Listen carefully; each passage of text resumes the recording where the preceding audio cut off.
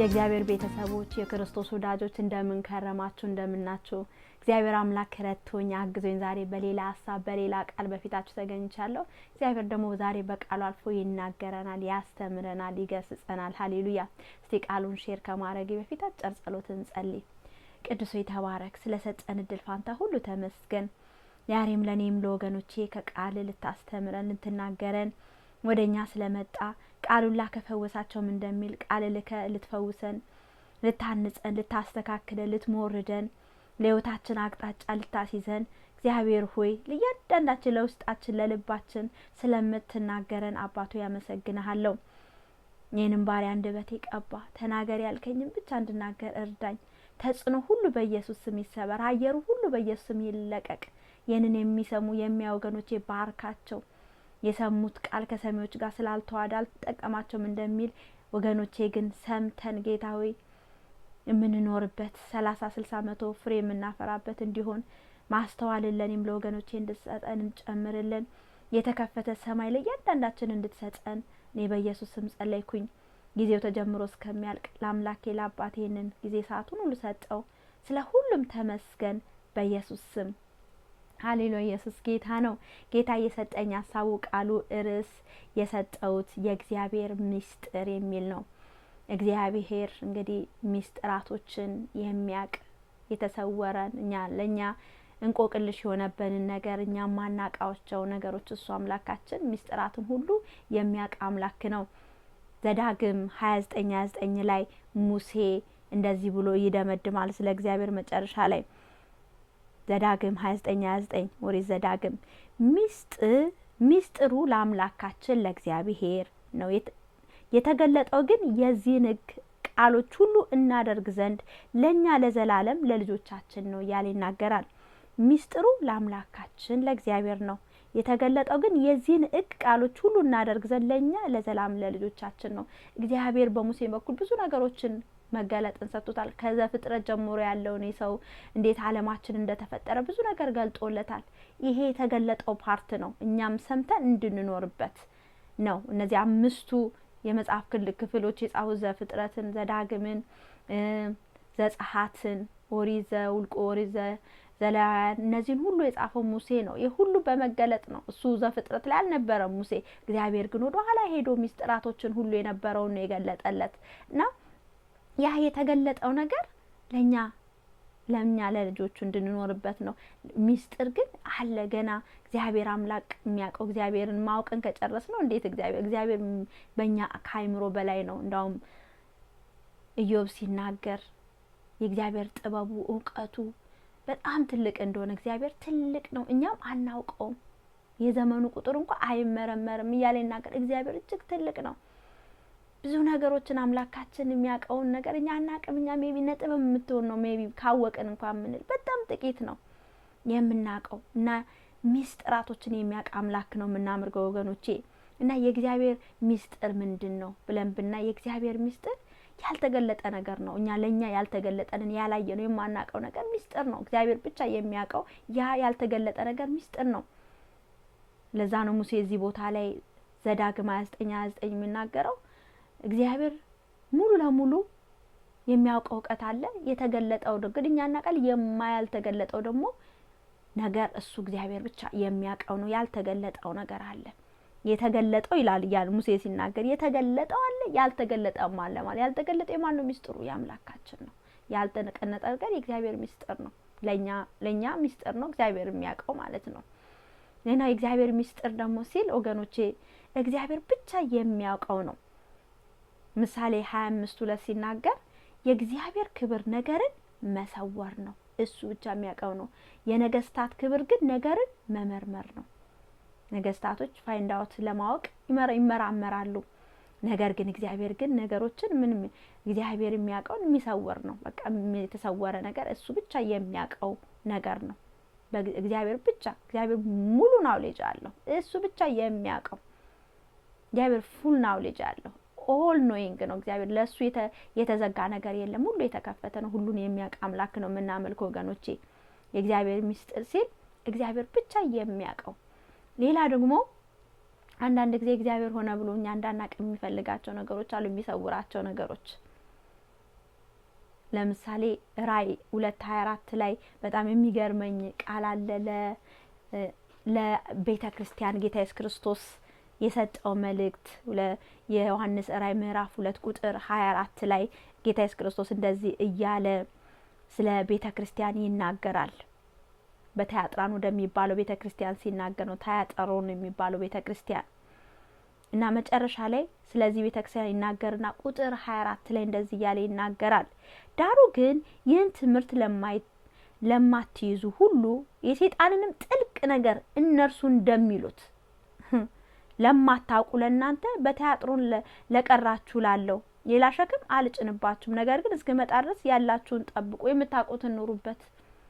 ጥልቅ የሚሉት በሰይጣን ዓለም ውስጥ ብለው የሚነግሩት ነገር አለ። እግዚአብሔር አምላክ ያልገለጠልን ነገር አንዳንድ ጊዜ አይናችን መንፈሳዊ አይናችን ተከፍቶ በዙሪያችን ያለውን ብናይ የሰይጣንን አሰራር አንዳንድ ነገሮች ብናይ መኖር እንኳን ላንችል እንችላለን። መኖር ሁሉ ሊከብደን ይችላል። ካየን ኤቭሪቲንግ እግዚአብሔር አምላክ የሚያዩን እኛም አይናችን ከፍቶልን ቢያሳየን በመንፈስ ዓለም ውስጥ ያለውን በዚህ በፊዚካል ወርልድ በአይናችን በሚታየው ማይታየውን ነገር አይናችን መንፈሳዊ አይናችን ገልጦ ቢያሳየን ልንደነግጥ እንችላለን። ዳው መጽሐፍ ቅዱስ ላይ ኤልሳ የሚባለው የሱ አገልጋይ የነበረው ጊያዝ ጠላቶች መተውበት ከሱሪያ መተው ከቧቸው እያለ ያየው የተከበቡት እነዚህ በአይን የሚታዩት የሶሪያ ሰራዊቶችን ያየው። ከዛ ወዮ ጠፋን ሲል ኤልሳ ይጸልይለታል። እግዚአብሔር እባክህን መንፈሳዊ አይኖቹን ክፈት በእኛ በኩል ያሉት እንደ ከዛ ልክ ሲጸልይለት መንፈሳዊ አይኖቹን እግዚአብሔር ሲከፍት የእግዚአብሔር ሰራዊቶች በእሳት አምድ በሁሉ ከቧቸው ያለውን ሲያይ ዋ ለደበቀ ደስ አለው። ከኛ ጋር ያሉት ከነሱ ጋር ካለው ይበልጣል አለ። እኛን የሚጠብቀን ለካ ታላቅ ያለ ኃይል ነው ያለው በአይን የማይታዩ መንፈሳዊ ሰራዊታችን ብሎ ይናገራል። እኔ አንድ ጊዜ በጣም የሚገርመኝ አንድ ምስክርነት የሰማሁት ነው። የሆኑ ሚሽነሪዎች ናቸው ወደ መካከለኛው አፍሪካ አካባቢ ሄደው እዛ እያገለገሉ እያለ እንደዛ ያሉ የሰፈሩ ያሉ በጣም ገዳዮች ናቸው። እዛ አካባቢ ያሉ ሽፍቶች ምናምን ናቸው እና ሰዎችን ይገላሉ በዛ አካባቢ እና አንድ ሌሊት እነሱ ሊያጠቁ ተሰብስበው መጡ። ከዛ ሲመጡ እነሱ በቃ ዛሬ መጨረሻችን ቀን ነው፣ ልንሞት ነው፣ ወደ ጌታ ልንሄድ ነው ብሎ ስብስብ ብለው በቃ አትሊስት ብንሞት እንኳን እያመለክን ወደ ጌታ እንሂድ ብለው ተሰብስበው በቃ እየጸለዩ እያለ ጮክ ብለው እየጸለዩ ያመልካሉ፣ ይጸልያሉ። ከዛ እነዛ ሰራዊቶች እየጮሁ ነበር ወደ እነሱ ይመጣው። ከዛ ጸጥ አለ። አልመጡ፣ ቤቱን አላቃጠሉት፣ ምን አላሉትና ገረማቸውና እግዚአብሔር የተመስገን ስለጠበቀን ብለው ጌታን አመሰገኑ። ከዛ ከሁለት ሳምንት ከሆነ ያህል ጊዜ በኋላ የነዚህ ሽፍታዎች ዋና መሪያቸው ይቆስልና ወደዛ መንደር አካባቢ ያመጡታል መሰለኝ። ከዛ ይጸልዩለትና ምን ብለው ጠየቁት፣ አንተ ሰው ይዛ ሌሊት እኛ ልታጠፉ መታችሁ ነበረ፣ እንዴት ተመለሳችሁ ሲል እንዴ እናንተ እኮ ዙሪያችሁ እኮ ኃይለኛ ምን የሚመስሉ ሰራዊቶች እኮ ከቧቸው ነበር፣ እነሱን ስናይ ደንግጠን ተመለስን አሉ። በመንፈሳዊ አይናቸው እግዚአብሔር ስለከፈተላቸው ነው እነዛን መላእክታን ዙሪያቸው የከበቧቸውን እግዚአብሔር አሳይቶ መለሳቸው እና ያ ሰው ዳነ፣ ጌታን ተቀበለና ለብዙዎች የሚያገለግል ሰው ሆነ ከነዛ ከጎሳዎቹ ሽፍቶች መካከል። እና እግዚአብሔር አምላካችን አንዳንድ ጊዜ ሆነ ብሎ ነገሮችን ከአይናችን የሚሰውራቸውን አሉ እንዳንፈራ እንዳንደነግጥ እግዚአብሔር አምላክ ሆነ ብሎ እሱ ያውቃል ያያዋል፣ ግን እኛ እንዳናየው የሚጋርደን ነገሮች ናቸው። ለኛ ሚስጥር ነው፣ ለእግዚአብሔር ግን አይደለም። ያ ሚስጥር ነው፣ የእግዚአብሔር ሚስጥር ነው። ኢየሱስ ጌታ ነው።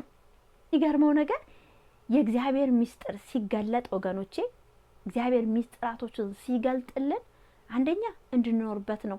እዚህ ዘዳግም 29:9 ሲናገር ሚስጥሩ የአምላካችን የእግዚአብሔር ነው፣ የተገለጠው ግን የእግዚአብሔር ቃል እግዚአብሔር የገለጠልን የነገረን ነገር ግን ምንድነው? ለኛ ለልጆቹ እስከ ትውልዳችን ድረስ እንድንጠብቀው እንድንኖርበት ነው እያለ ይናገራል።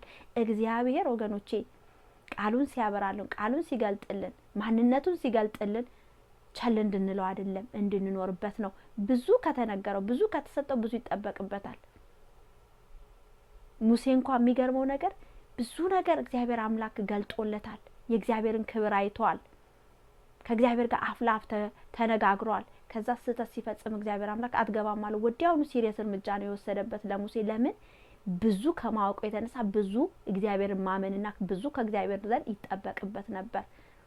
አንዳንድ ጊዜ ሁሉ ነገር ባወቅኩ እንደዚህ እንላለን። ብዙ ባወቅን ቁጥር ብዙ እግዚአብሔር እንድንኖር ይጠብቅብናል።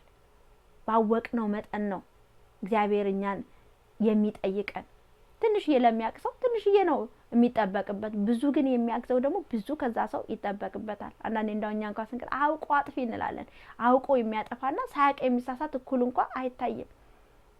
አውቆ ፐርፐዝሊ የሆነ ነገር ሰው እያወቀ እየተረዳ የነገር ቢያደርግ እንደዚህ እንደሚያመጣ እያወቀ አንድ ሰው ሲያደርግ በሕግም ደረጃ ቢሆን በእኛም እንኳን በቤታችን አንድ ነገር ቢሆን እኩል አናየውም። አንድ ግን ሳያውቅ ሰው የሆነ ሲሳሳት አላወቀም ማለት ያን ማወቅ የሚገባው ማወቅ አለበት። ግን በቃ ካላወቀ ምን ይባላል? በቃ ሌላ ጊዜ ደግሞ አትሳሳት እንደዚህ ነው የሚባለው። እና ወገኖቼ የእግዚአብሔር ነገር ሚስጥራቶች ሲገለጥልን እንድንኖርበት ነው እንጂ አውቀ ነው አወቀ ይሄንን ብለን ቸል እንድንለው አይደለም።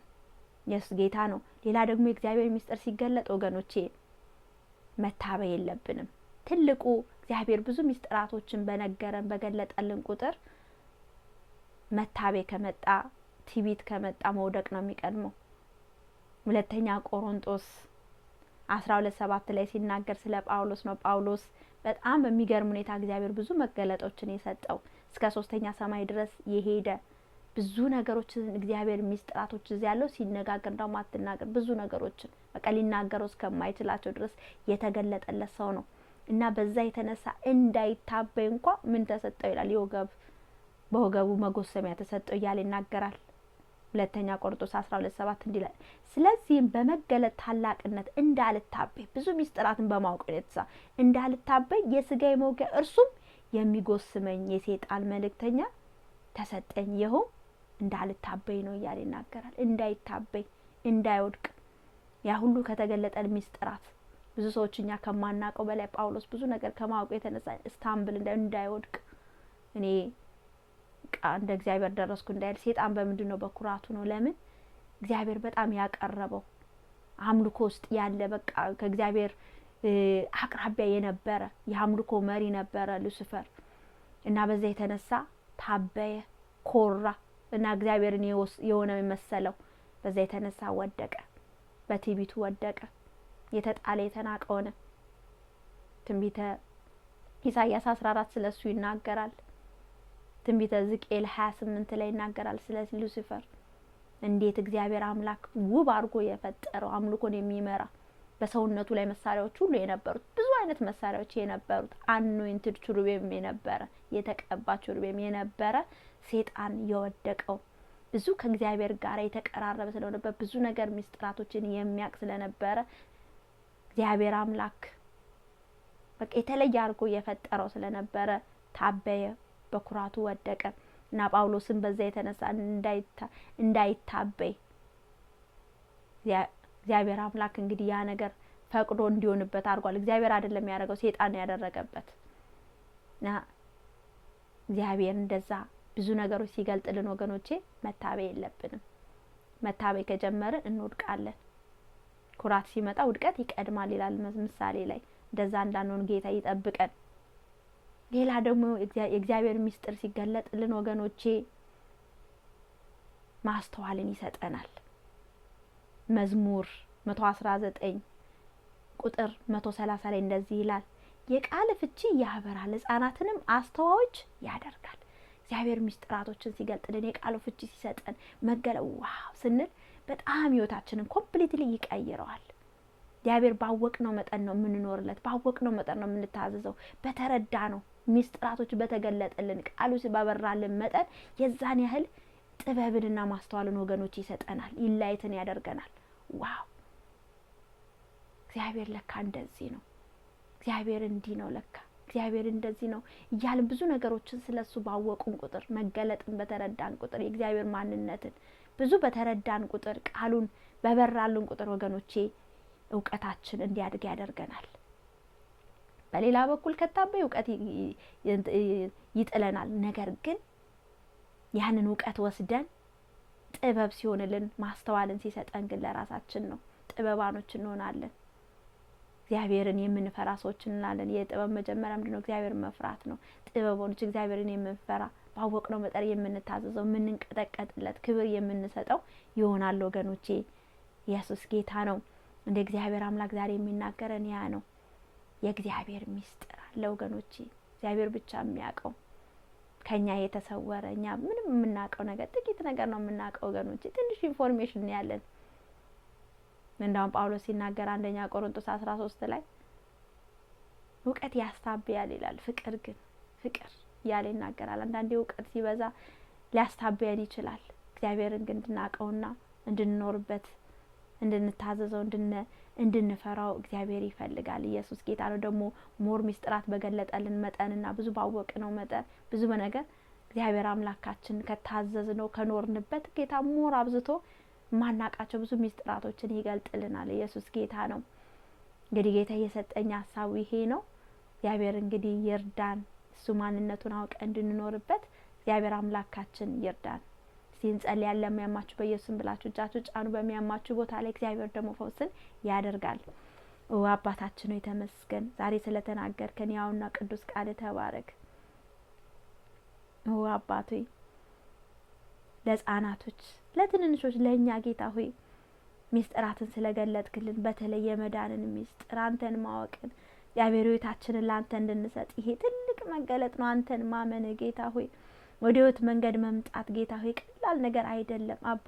ይህንም ወገኖቼ ስለረዳህን አንተ ማወቅ ስለሆነልን ሕይወታችንን ላንተ እንድንሰጥ የዘላለም ሕይወትን የሚገኝበትን መንገድ እንድናቅ ጌታ ሆይ ስላደረክ የልቦናችን አይኖችን ስለከፈትክ ጌታ ሆይ አመሰግንሃለሁ። ያቤሩ የተገለጠው ሚስጥር እንድንኖርበት ነውና እኛም ደግሞ የተገለጠ ይሄ ቃል በቃል የገለጥክልን ያስተማርከንን እንድንኖርበት ጌታ ሆይ እርዳን። ለፍርድ እንዳይሆንብን እግዚአብሔር አባቱ እንዳይፈረድብን አባቱ ጥንቁቆች አስተዋዮች አርገን ልባችን ሁሉ ጊዜ በፊት ጌታ የተዋረደ ልብን የተዋረደ መንፈስን አባቱ ይስጠን። አንተ ወደ ትሑታን ትመለከታለህ ጌታ ሆይ፣ ትዕቢተኛን ግን ትቃወማለህ ጌታ ሆይ። አሁንም ትሑት ልብን ስጠን፣ ካንተ የሚማር የሚሰማ እግዚአብሔር ሆይ ልብን ማስተዋልን ሁሉ ለኔም ለወገኖቼ ጨምርልን። ባቶ ይጸልያለሁ ደግሞ ለሚያማቸው ወገኖቼ እጃቸው በጫኑበት ስፍራ ላይ ፈዋሹን ስምህን ገናናውን ስምህን ከስሞች ሁሉ በላይ ከበሽታዎች ስሞች ሁሉ በላይ የሆነውን ኢየሱስ እጠራሃለሁ። ሃሌሉያ ራካፓስኬ ፓራካላማዲያ የጌታን ስም የሚጠራ ሁሉ ይድናል እንደሚለው ቃል ዛሬ የሚያድነው የሚታደገው ከስጋ ብቻ ፈውስ አይደለም ከዘላለም ሞት የሚታደገውን ስምን እጠራለሁ። በኢየሱስ ስም በወገኖቼ ላይ ያለ የበሽታ ኃይል ሁሉ አሁን ይነቀል። በኢየሱስ ስም ይነቀር። ሬካፓሲኬ ፓራካላማዲያ ራፓሲኬ ፓራካላማዲያ እግዚአብሔር ተዋጊነ ስምም እግዚአብሔር ነው። ዛሬ በኢየሱስ ስም ወገኖቼን የሚዋጋቸው የሚገዳደራቸው በሰላማቸው በእረፍታቸው በጤንነታቸው ላይ ወጣ ማንኛውም የጠላት ኃይል ሁሉ በኢየሱስ ስም የተመታ ይሁን።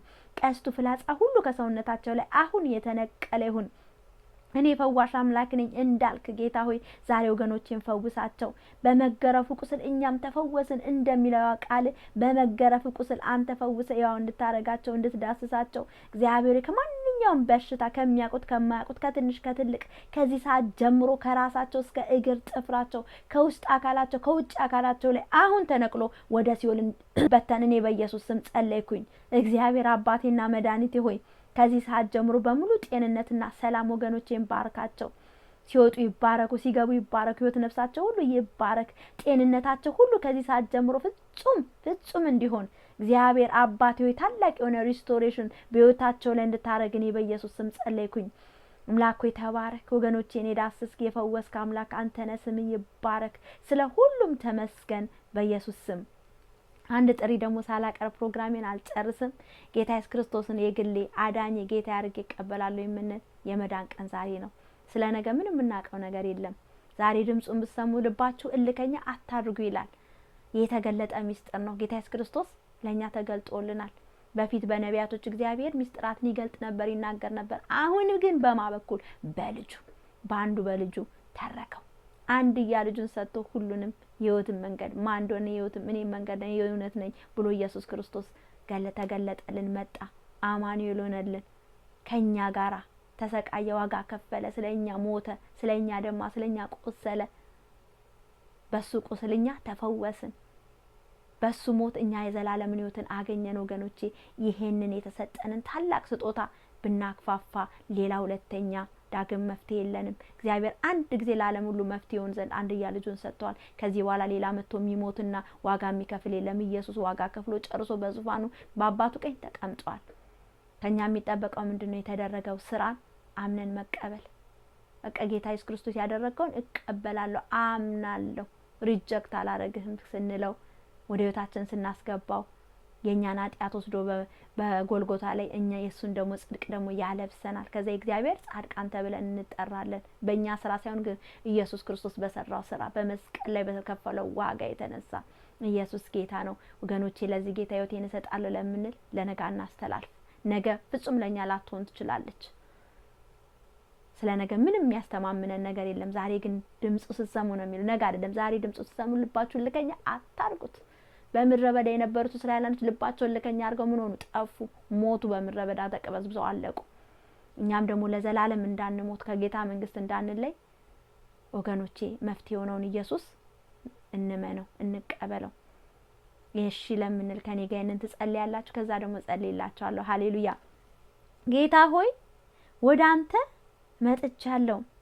ኢየሱስን የግሌ አዳኝ ጌታ ካህን አርጌ እቀበላለሁ። በልቤ አምናለሁ፣ ባፌም ደግሞ እመሰክራለሁ።